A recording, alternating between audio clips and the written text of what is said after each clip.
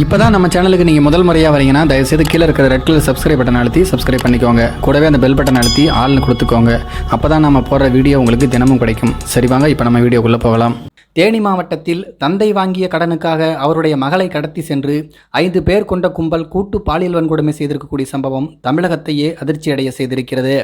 தேனி மாவட்டம் பெரியகுளம் தென்கரை பகுதியைச் சேர்ந்த நபர் ஒருவர் மணி என்பவரிடம் கடன் பெற்றதாக கூறப்படுகிறது. கடன் வாங்கி சிறிது நாட்கள் கடந்த நிலைமையில் அந்த நபரால் உரிய பணத்தை மணியிடம் திரும்ப செலுத்த முடியாத சூழல் ஏற்பட்டுள்ளது. இதனால் ஆத்திரமடைந்த மணி கடன் வாங்கிய நபரின் மகளை கடத்த சில நபர்களை தூண்டிவிட்டதாக கூறப்படுகிறது.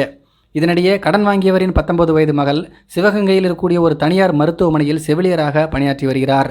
இந்த நிலைமையில்தான் அந்த பெண்ணை காரில் கடத்திய அந்த 5 பேர் கொண்ட கும்பல் காரிலேயே மாறி மாறி கூட்டு பாலியல் வன்கொடுமை செய்திருக்கிறார்கள்.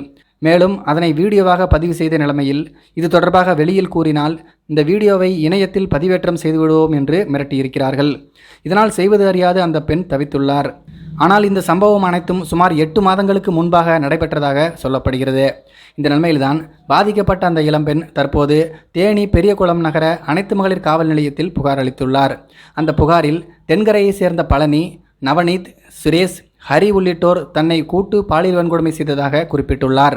இது தொடர்பாக வழக்கு பதிவு செய்திருக்கக்கூடிய காவல்துறையினர் சம்பந்தப்பட்ட அனைத்து நபர்களுக்கும் சம்மன் அனுப்பி விசாரணைக்கு ஆஜராகுமாறு அழைப்பு விடுத்துள்ளனர்.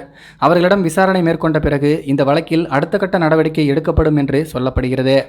தேனியில் தந்தை வாங்கிய கடனுக்காக இளம்பெண்ணை கடத்தி கூட்டு பாலியல் வன்கொடுமை செய்த சம்பவம் பெரும் அதிர்ச்சியை ஏற்படுத்தி இருக்கிறது. இதை பற்றி உங்களுடைய கருத்துக்கள் என்ன அப்படிங்கிறது கீழே இருக்கிற கம்பாஸில் தெரியப்படுத்துங்க. மேலும் இது போன்ற வீடியோக்களை பார்க்க நம்முடைய சேனலை சப்ஸ்கிரைப் பண்ணிக்கோங்க. நன்றி, வணக்கம்.